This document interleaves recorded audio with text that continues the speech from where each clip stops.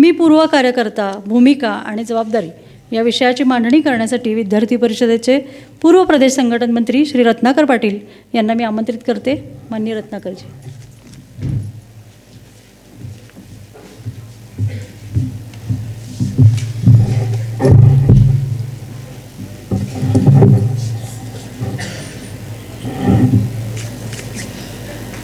आत्ता इथे योगितांनी सांगितलं की पूर्व कार्यकर्ता भूमिका आणि जबाबदारी. तर अभ्यास वर्गात आपण हे खूप जणांनी ऐकलेलं आहे. मी सुद्धा आज सकाळी पहिल्यांदाच पेपरमध्ये ऐकलं की माझं असा विषयावरती बोलणं व्हायचं आहे आणि थोडी भीती वाटली की अरे बापरे, पुन्हा वर्ग. आपल्यापैकी सगळे तसे इथे आलेले वर्गात चांगले बसलेली लोक आहोत, त्यामुळे असं विषय ऐकायची सवय आहे आपल्याला. त्यामुळे जे काही जितका वेळ मी मांडेन तितका वेळ तुम्ही सगळे बसून ऐकाल, यात मला काही शंका नाही. पण मी असा संयोजकांची थोडी माफी मागून सांगतो की असं काही सेशन मी घेणार नाही. मी मुळात असा वक्ता नाही. मी कार्यकर्ता आहे. माझ्या मनात काही विषय बऱ्याच वेळेला काम करताना येतात, आले ते तुमच्यासमोर मांडण्याचा या ठिकाणी मी प्रयत्न करणार आहे. आज सकाळी आपण सगळे भेटलो. गेली 1.5-2 महिने बहुतेक सांगलीकर आणि सगळा पश्चिम महाराष्ट्र या एकत्रीकरणासाठी व्हॉट्सअपवरती खूप जोराने वाजवतोय. असं ते गुरुनाथ मगे मगाशी भेटले, ते म्हणाले लातूरला झालं पण ह्यांनी खूपच वाजवलं हो. म्हणजे वातावरण तर खूप झालेलं आहे. आता विद्यार्थी परिषदेचं हे एकदम वैशिष्ट्य राहिलेलं आहे. वातावरण करायचं, काही होईल की नाही माहिती नाही, वातावरण तर करू. आणि ते चांगलं आहे, म्हणजे मी वाईट अर्थाने नाही म्हणत. आता आपण इतके मोठे झालो, म्हणजे मगाशी गंमत, म्हणजे मी पण बघत होतो, माझंही असं झालं, इतरांचंही बघताना मी बघितलं की असे खूप वर्षांनी भेटलेली लोक अशी दबक्या नजरेने एकमेकाकडे बघत होती की हा किंवा ही तीच आहे का काय.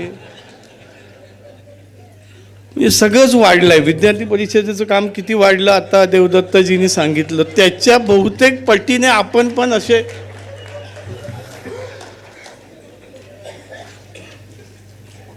म्हणजे मजा आली. मलाही एक जण येऊन असा माझ्यासमोर उभा राहिला, असं बघत की मी त्याला काहीतरी म्हणेन. मलाही काही म्हणावं असं वाटेना, कारण बघितल्यासारखं तर वाटतंय पण सगळंच बदललेलं दिसतंय. म्हणजे काहींची पोटं सुटली आहेत, जाडी वाढली आहे, काहींची केस गेलेली आहेत.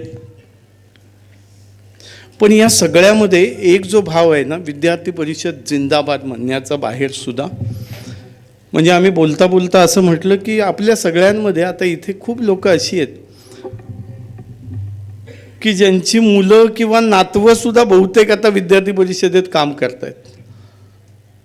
पण ते जेव्हा इथे जमतात, असे जमतात, आणि बहुतेक हे विद्यार्थी परिषदेच्या बाबतीत सदा सर्व काळ सगळ्या ठिकाणी म्हटलं जातं की हे, मी एक शब्दप्रयोग वापरतो,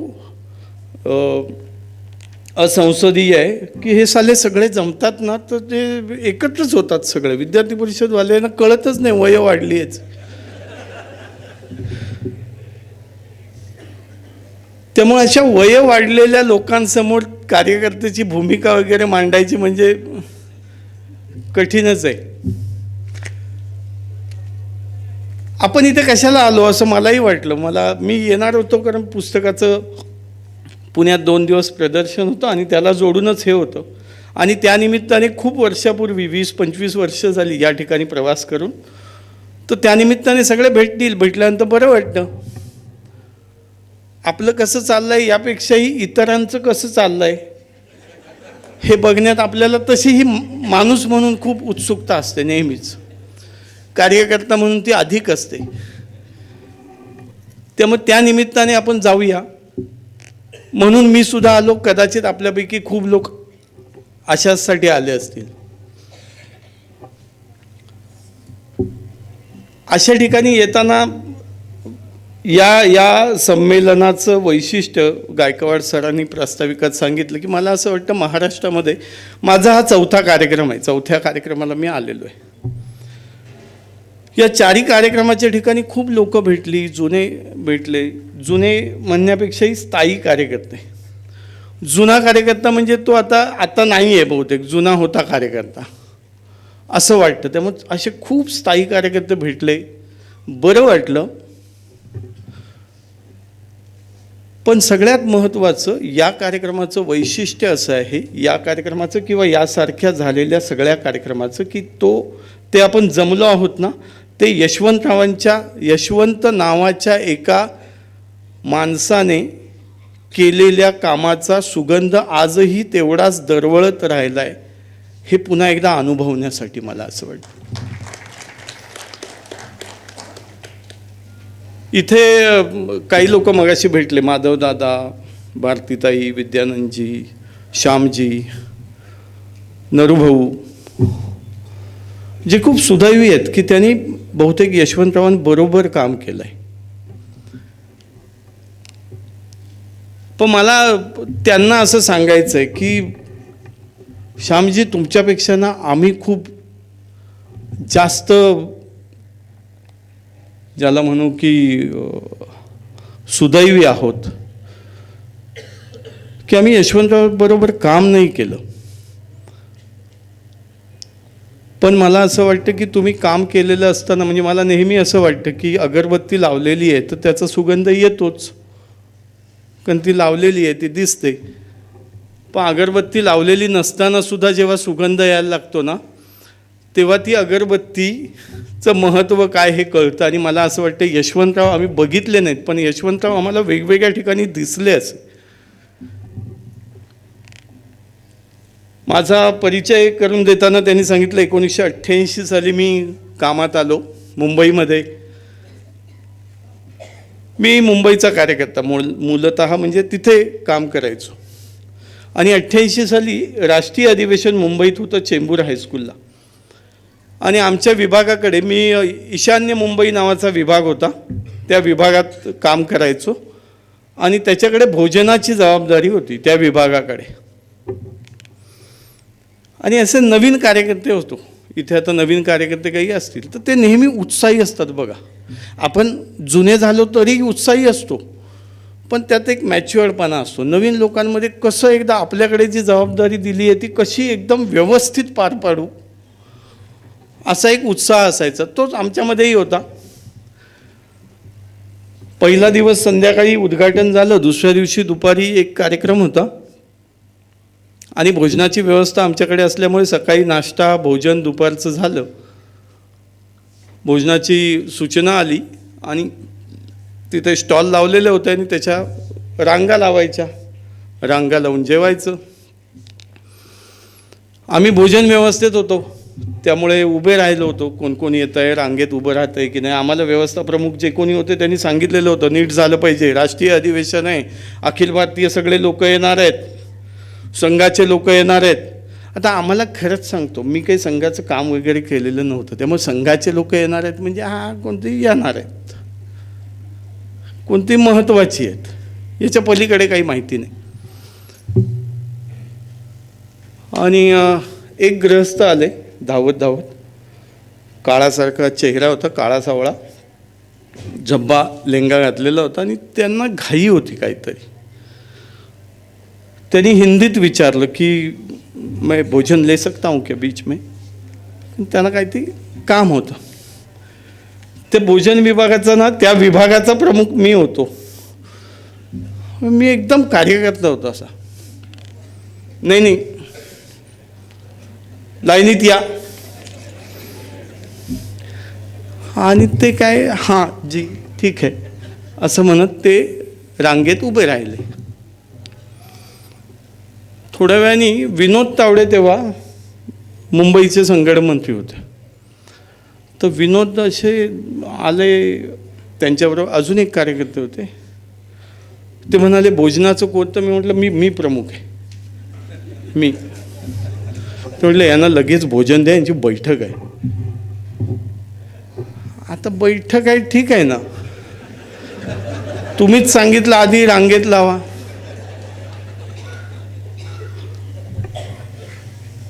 पण आम्ही त्यांना आता तावडे तेव्हा आमचे मुंबईचे संघटन मंत्री, आम्ही एकदम छोटे कार्यकर्ते होतो एकदम उपनगरातले.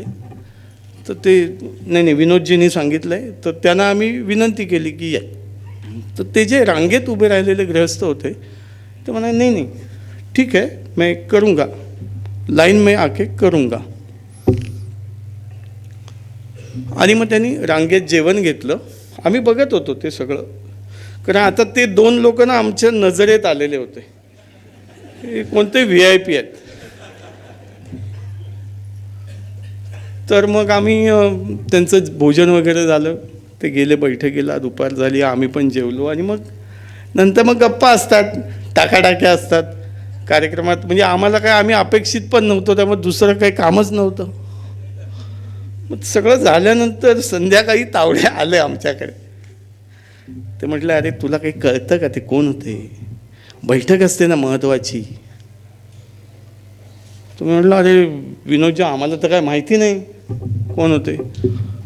अरे ते गोविंदजी होते, गोविंदाचार्य. आता तेव्हाही मला असं कोण गोविंदाचार्य, ठीक आहे ना.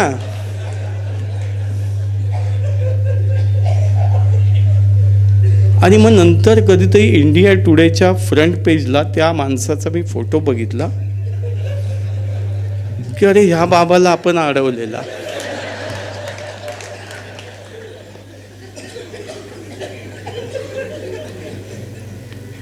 मला असं वाटतं की यशवंतराव मला ना त्या दिवशी पहिल्यांदा दिसले.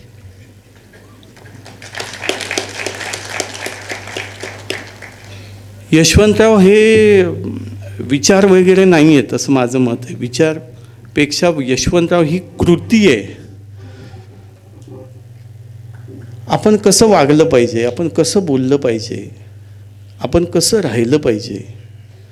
आणि म्हणून मी सांगतो की असे यशवंतरावांना दिसत गेले मग आम्हाला वेगवेगळ्या वेळेला. 1992 साली मी ज्या विभागात काम करायचो त्या विभागाची एक विस्तारक योजना होती, पिनकोड शहा विस्तारक योजना असं त्यावेळेला. विद्यार्थी परिषदेत एक चांगलं असायचं, काहीतरी नवीन काहीतरी सांगायचं. पिनकोड शहा विस्तारक योजना. अरे करूया ना, लोकांनाच भेटायचं आहे ना. पण हे वैशिष्ट्य राहिलं विद्यार्थी परिषदेचं नेहमीच. आणि ती पिनकोड शहा करता करता आमच्या लक्षात आलं की एक पिनकोड आहे 42 नंबर. मला अजून आठवतो, 40-30 वर्ष होऊन गेली त्या गोष्टीला. 42 नंबरचा पिनकोड, नेमका तो एरिया कुठला आहे मुंबईतला तेच कळत नव्हतं आम्हाला. तर 2 बैठका 42 वरतीच झाल्या. मग तो एक आमचा तो प्रमुख होता, तो म्हणाला जाऊ दे ना दादा, आपल्याला काय लोकांना संपर्कच करायचा ना विद्यार्थ्यांना, ते करूया. तर ते तिथला पूर्ण वेळ कार्यक्रम नाही 42 नंबर.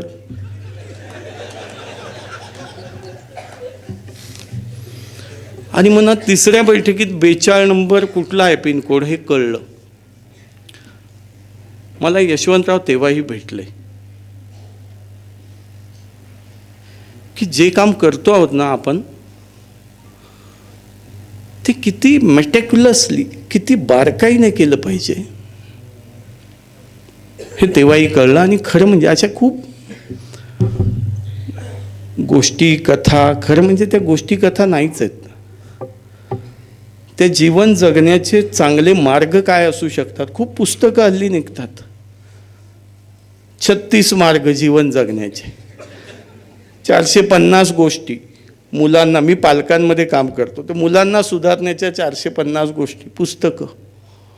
मला असं वाटतं की यशवंतरावांचं ते आत्ता ज्यांनी उल्लेख केला की बाहेर लावलेले आहेत, ती 5-7 सूत्र जरी आपण आपल्या आयुष्यात आणण्याचा प्रयत्न केला तरी यशवंतराव, विद्यार्थी परिषद, संघ सगळं जाऊ दे, आपलं आयुष्य चांगलं होऊ शकतं. आपलं आयुष्य सगळ्यांचं चांगलं होऊ शकतं, हे मी अनुभवाने सांगतो. मला असं वाटतं की या सगळ्याची आठवण एकमेकांना करून देण्यासाठी आज आपण इथे जमलो आहोत. आणि मला आज सुद्धा यशवंतराव भेटले.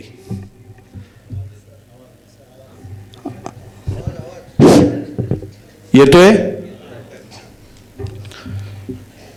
मला असं वाटतं, मला आज सुद्धा यशवंतराव भेटले. मी जेव्हा आलो या ठिकाणी तर बाहेर एक यशवंतरावांचं चित्र लावलेलं आहे. आम्ही सकाळी लवकर आलो तर ते बघितल्या आधी एक क्षण असं वाटलं की अरे हे यशवंतराव. मला इथला जो प्रमुख कार्यकर्ता आहे की तो म्हणाला ही AI प्रतिमा आहे, AIने निर्माण केलेली आहे प्रतिमा, त्याच्या बाजूला बसून आपण फोटो काढावे म्हणून ती तिथे लावलेली आहे. यशवंतराव दिसले, पण मला असं वाटतं की आज आपण सगळेजण अनुभवू. गमतीने मगाशी हसलो सुद्धा, पण गेले 4-5 दिवस जाधव सरांशी फोनवरती बोलताना त्यांनी काही लेख मागितलेला होता, तो लेख दिला. आणि मला तेव्हाही खरं म्हणजे जाधव सर असा विश्वास वाटत नव्हता की तो लेख आजच छापून आपल्याला इथे दिसेल. आणि खरं म्हणजे आपल्या सगळ्यांचं कौतुक आहे या आत्ताच्या पिढीचं की विद्यार्थी परिषद कुठून कुठे आली. आम्ही लेख मागवायचो, ते काय ॲडव्हर्टाईज मागवायचो, स्मरणिका छापायचो आणि उद्घाटनाच्या दिवशी उद्घाटन सुद्धा करायचो. चुकून फक्त उद्घाटकाने ती पुस्तिका उघडू नये एवढीच अपेक्षा असायची. अरे अरे काय टाळ्या वाजले.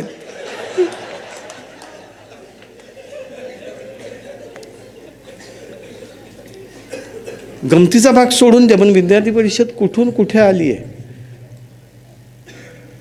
की आज त्यांनी इथेच, तो मगाशी आला, आता हा फोटो इथे लावलेला आहे. मला कळेन तो ना एक फोटो पाहिजे तुमचा आता. म्हटलं आता कशाला, नाही लावायचं आहे तिथे.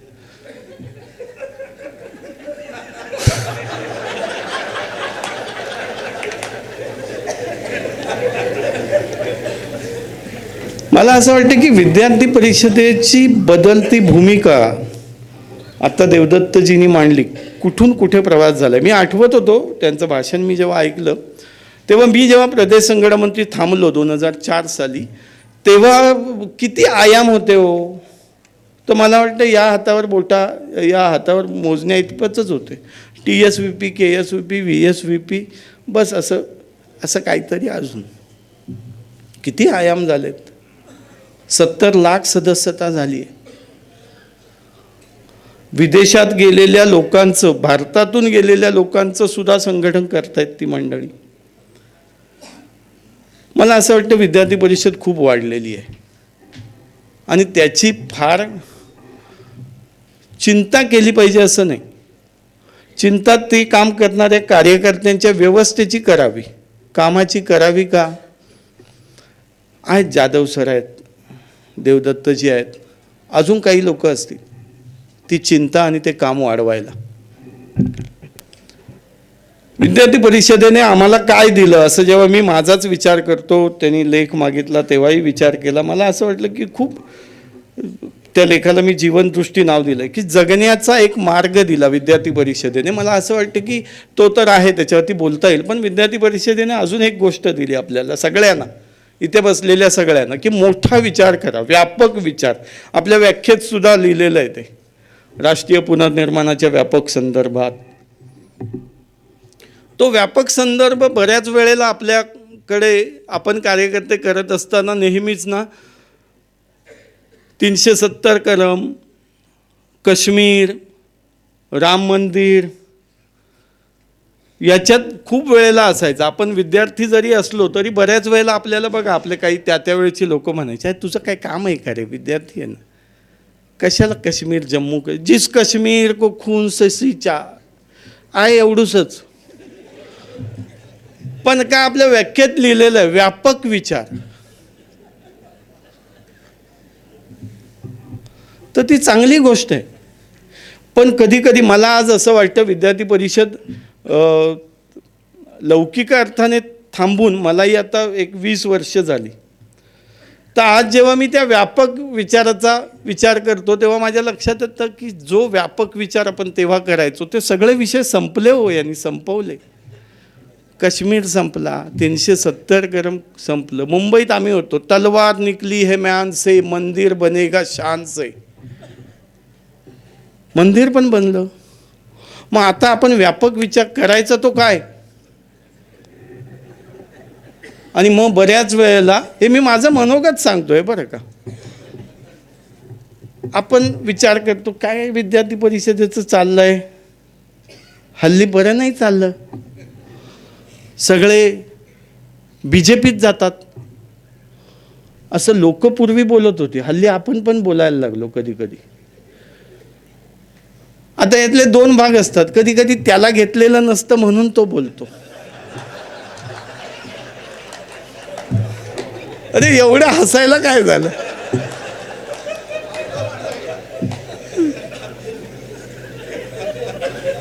आणि आपल्या इथे ना एक अजून एक वाक्य खूप खूप वेळेला बोललं जातं, मी खूप वेळेला ऐकलं आणि एकदा खूप रागाने त्याला उत्तर पण दिलं. वाक्य पण सांगतो आणि उत्तर पण सांगतो. वाक्य असं आहे, आम्ही काही नेहमीच सतरंज्या उचलायच्या का? अरे इतके सतरंज्या उचलणारे झाले, इतके सगळे, मग सगळ्यांनी BJPतच जायचं का? त्याला मी म्हटलं, अरे तुझी लायकी असेल तर तू बहुतेक आयुष्यभर तेच करशील. आपली क्षमता, आपलं वकूफ, आपण विद्यार्थी परिषद नावाच्या एका परिसामध्ये आल्यामुळे आपल्याला वाटायला लागलं की मी पण तसाच आहे असं वाटायला लागलं चुकून. आणि मग अशा पद्धतीच्या वेगवेगळ्या भाषा आपल्या नकळत आपल्या तोंडातून यायला लागल्या. आपण परिचय करून देताना परिचय करून देतो. मी नमस्कार रत्नाकर पाटील, प्रदेश संघटन मंत्री किंवा जिल्हा मंत्री, जिल्हा संघटन मंत्री होतो, असं जे आपण अभिमानाने सांगतो आहोत कुणाला तरी, तर विद्यार्थी परिषदेला पण असं आपल्याबद्दल अभिमानाने सांगण्यासारखं आपण काही करतो आहोत का इतक्या वर्षानंतर? मी मगाशी म्हटलं तसं खूप मोठा विचार करायला विद्यार्थी परिषदेने शिकवलं. थिंक ग्लोबली, ॲक्ट लोकली, आणि याच्या पुढे खरं म्हणजे रिस्पॉन्ड इंडिव्हिज्युअली. मोठा विचार करूया, स्थानिक विचार करूया, पण त्या सगळ्या स्थानिक विचारात मी काय करणार आहे याचा विचार करण्याची गरज आहे. बघा, आपण मेंबरशिप करताना सांगायचो, आमच्या विभागाची, आम्ही जेव्हा मेंबरशिप करायचो मुंबईमध्ये, आता मेंबरशिप 70 लाख झाली, त्यावेळेला मुंबईची मेंबरशिप आणि महाराष्ट्राची मेंबरशिप अशी 1.5 लाख व्हायची. 1.5 लाख म्हणजे खूप झाली मेंबरशिप.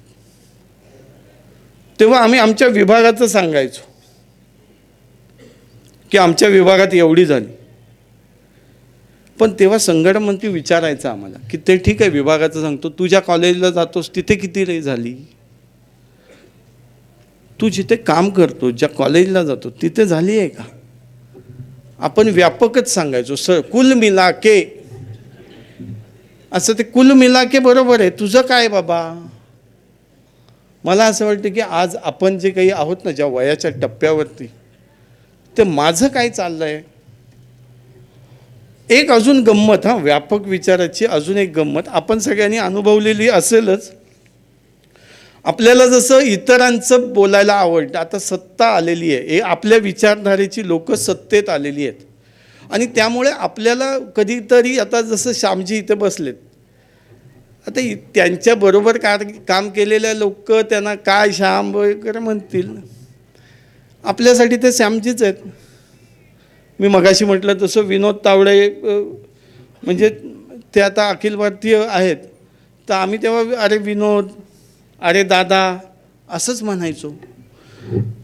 पण आता त्यांच्या जबाबदाऱ्या वाढल्या, ते मोठे झाले, त्यांच्याकडे एक पक्षाची आणि खरं म्हणजे देश चालवणाऱ्या सत्तेत असलेल्या एका जबाबदार नागरिकाची भूमिका ते अदा करतायत. ते वाढले, पण आपल्याला वाटतं आपण पण वाढलं. आपण म्हणतो काय तावडेला काय कळतच नाही. बघा आपल्या खाजगीतली बोलणी आहे का, मोदींनी असं कसं काय केलं. मी हे मनाचं नाही सांगत आहे, आमच्या बैठकीत सुद्धा, अरे गावातला नगरसेवक पण विचारत नाही ना तुला, कुठली नावं घेतो आपण. मला असं वाटतं की आत्ता ना आपली भूमिका खूप महत्त्वाची आहे. म्हणजे काही आपण विद्यार्थी परिषदेचं काम केलं असल्यामुळे आपण प्रमुख लोक आहोत, इथे आलो आहोत, त्यामुळे ते अधिक जबाबदार लोक आहोत. तर बँकिंग सेक्टरमध्ये नॉन परफॉर्मिंग ॲसेट नावाची एक टर्म असते, नॉन परफॉर्मिंग ॲसेट्स. इथं बँकिंगवालं कुणी असेल तर त्यांना समजेल, किंवा तसा हा शब्द मला पण एवढाच समजतो, नॉन परफॉर्मिंग ॲसेट. बँकेचं काही विचारू नका नंतर.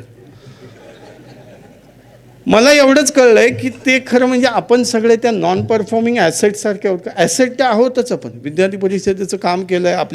आपल्या काळात कुणी पूर्ण वेळ निघालं असेल, कुणी निघालं नसेल. 2 वर्ष शाखेत प्रसिद्धी प्रमुख होतो, चालेल. मंत्री होतो, जिल्हा प्रमुख होतो, संघटन मंत्री होतो. ती 2 वर्ष 3 वर्ष 5 वर्ष जी काय आपण आपल्या आयुष्यातली दिली, ती एका अर्थाने विद्यार्थी परिषदेचे आपण ॲसेट आहोत म्हणून दिलेली आहेत. पण ते ॲसेट आपलं नॉन परफॉर्मिंग आहे का, थोडा विचार केला पाहिजे आपण सगळ्यांनी मिळून. याचा अर्थ सगळेच असा चालला आहे का, मला वाटत नाही. मी जेव्हा विद्यार्थी परिषदेत काम करायचो तेव्हा आम्हाला ना एक कार्यकर्त्याची उदाहरण द्यायचे. कदाचित आपल्यापैकी अनेकांनी ते उदाहरण ऐकलं असेल, आपण सुद्धा दिलं असेल. ते होतं की समाजात वेगवेगळ्या ठिकाणी जाऊन कामं केली पाहिजेत असं सांगितलं जायचं. आणि त्याचं पहिलं उदाहरण असायचं नगरचे गिरीश कुलकर्णी. ऐकलं आहे का नाव? स्नेहालय नावाची संस्था आहे.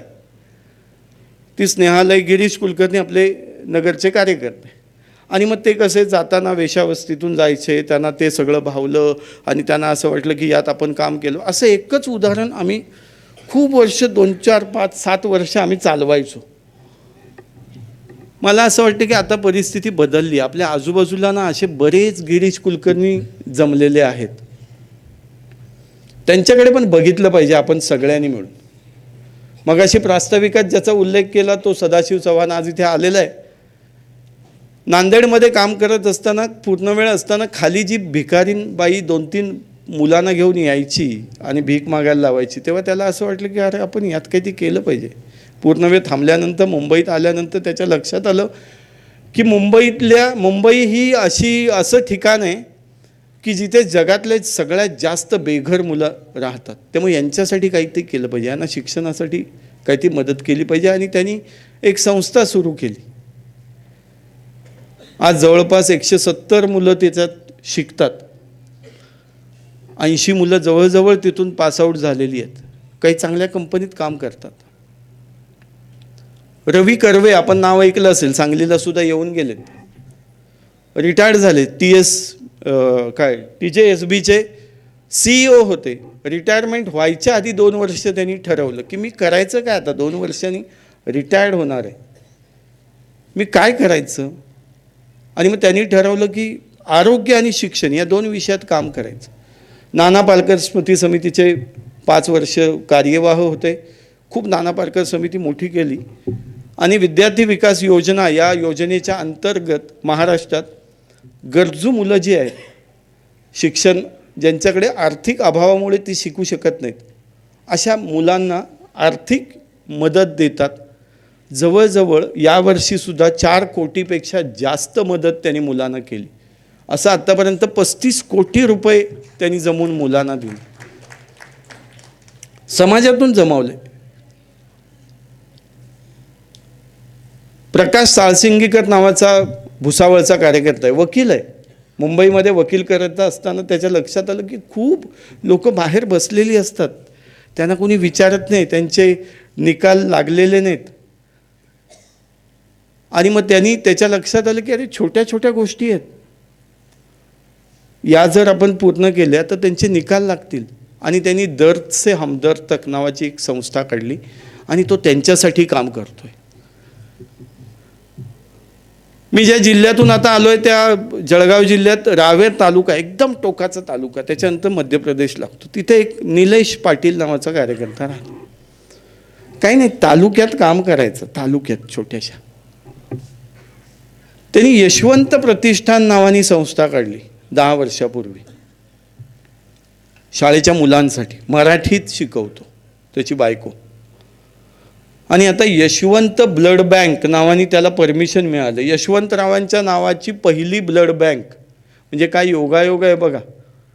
ज्यांनी आपल्यासारख्या लोकांना जगण्याचं रक्त दिलं, त्यांच्या नावाने खरं रक्त देणारी ब्लड बँक आता रावेरमध्ये तयार होण्याच्या मार्गावरती आहे. त्याला जेव्हा विचारलं की अरे यशवंतरावांचं नाव कशाला देतो, म्हणजे यशवंत प्रतिष्ठान आहेच ना वरती नाव, गावातल्या कुणाचं ते नाव दे म्हणजे पैसे मिळतील. म्हणजे त्याच्या नावाने, आजोबांच्या नावाने, दादा सो यांच्या स्मरणार्थ त्यांनी दिलेलं उत्तर म्हणजे मला मिळालेले यशवंतराव आहेत. तो असं म्हणाला दादा की त्यांनी आपल्या प्रमुख कार्यकर्त्यांना सांगितलं की मी ना त्यांच्यापैकी कुणाचं नाव दिलं, उद्या मी असेन नसेन, भांडणं झाली तर हे सगळं व्यर्थ जाईल. यशवंतरावांचं नाव आहे आपल्या संस्थेचं, नको देऊया आपण कुणाचं स्थानिक माणसाचं, कारण त्यात प्रत्येकाला मोह मेद मत्सर सगळं आहे ना, त्यामुळे ते नाव नको देऊया. मला असं वाटतं की जो असा कधीतरी 10 दिवस विस्तारक गेलेला कार्यकर्ता आहे, त्याच्याही मनात असा यशवंत विचार चिरंतर राहणं, हेच खरं म्हणजे यशवंतरावांचं ज्याचा उल्लेख देवदत्तनी केला की त्यांची सावली इतकी मोठी आहे ना, ती अगरबत्ती कधीच विझलेली आहे पण त्याचा सुगंध आज सगळीकडे दरवळतोय. अशांपैकी तुम्ही आम्ही कुणी होऊ शकतो का? आता संघाचं योगायोगाने, हा योग आहे का योगायोग मला माहिती नाही, पण संघाचं शताब्दी वर्ष, यशवंतरावांचं जन्मशताब्दी वर्ष एकच आहे. त्यात संघाने खूप मोठी योजना केलेली आहे. एका अर्थाने आपल्यापैकी इथे बसलेल्या प्रत्येकाला एक संधी आहे. आणि मी तर त्याही पुढे जाऊन सांगेन की समजा एखाद्याला वाटतं नको अरे संघाचं नको करायला काम, नका करू, पण काहीतरी काम करा. मी माझ्या वस्तीत राहतो, त्या वस्तीतल्या लोकांसाठी काही करू, मुलांसाठी करू, तिथल्या पाण्याच्या प्रश्नांवरती करू, पर्यावरणावरती करू. संघाचं नाव नका घेऊ, पण काहीतरी करा. समाजात इतकं आता वातावरण बिघडत चाललंय, म्हणजे मी जिथून येतो तिथे जातीनिहाय क्रिकेट लीग होत आहेत. मला माहिती नाही बाकीच्या ठिकाणी कुठे होत आहेत की नाही. जातीयतेचं विष इतक्या मोठ्या प्रमाणावरती पसरवलं जात आहे. नरेटिव्ह ज्याचा उल्लेख आत्ता विजयजींच्या बोलण्यात आला, इतक्या मोठ्या प्रमाणावर पसरवलं जात आहे. त्याच्यासाठी काय आपल्याला संघटित प्रयत्नांची जरुरी नाही आहे, ती ज्यांनी करायची ते करतायत. आपण आपल्या ठिकाणी काही करू शकतो का याच्यासाठी? एका अर्थाने ना आपण सगळे म्हणजे विद्यार्थी परिषदेच्या आताच्या कार्यकर्त्यांना हे वाटलं पाहिजे की हा आहे ना, हा आमचा कार्यकर्ता आहे, हा आमचा कार्यकर्ता आहे. आपल्याला जसं विद्यार्थी परिषदेचं नाव घेऊन आपण आपला परिचय करून देतो, आपल्याला विद्यार्थी परिषद हवी आहे, तसं विद्यार्थी परिषदेला आपण हवे आहोत असं राहतो आहोत का? कधीतरी त्याचा विचार शांतपणे केला पाहिजे आणि कधीतरी नाही, आत्ता केला पाहिजे. दिस इज हाय टाईम. अनेक गोष्टी बोलता न येण्यासारख्या आहेत की ज्या घडत आहेत आणि त्याच्यासाठी मला असं आपले कार्यकर्ते, मी ज्याचा उल्लेख ॲसेट म्हणून केला, हे सगळे ना वाईट भाषेत बोलायचं, म्हणजे आत्ताच्या युद्धाच्या भाषेत बोलायचं तर स्लिपिंग सेल आहेत आपण सगळे. आता ते जागे व्हा, आता उठूया आपण सगळे.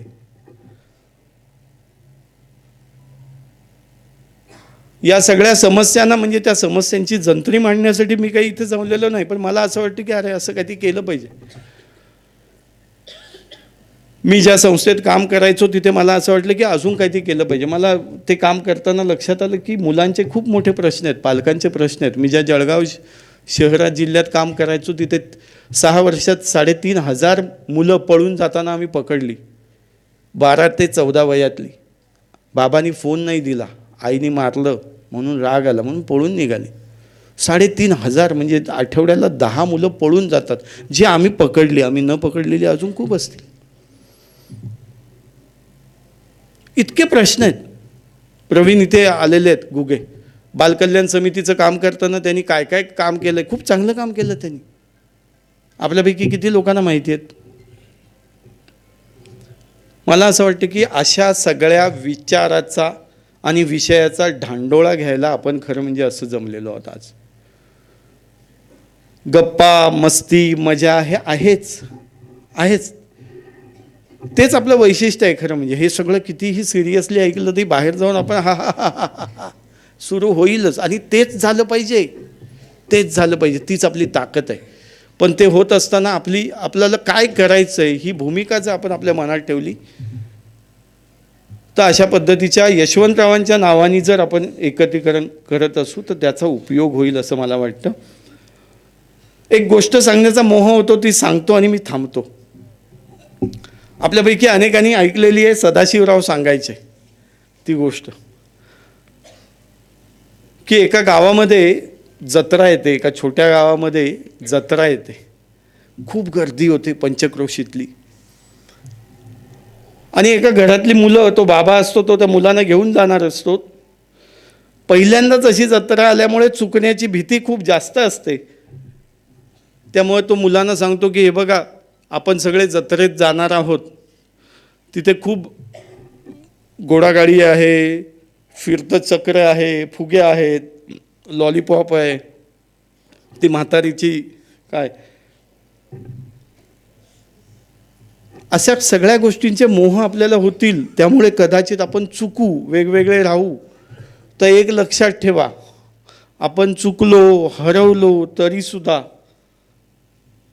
मी एका ठिकाणी उभा राहीन गावाच्या, त्याने एक विशिष्ट नाव सांगतो, त्या ठिकाणी उभा राहीन आणि मी विचारेन, भाऊ तू कुठे आहेस?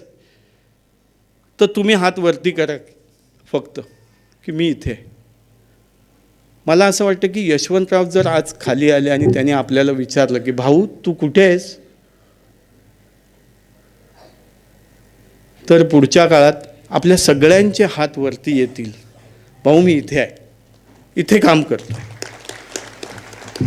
यासाठी सगळ्यांना शुभेच्छा. धन्यवाद.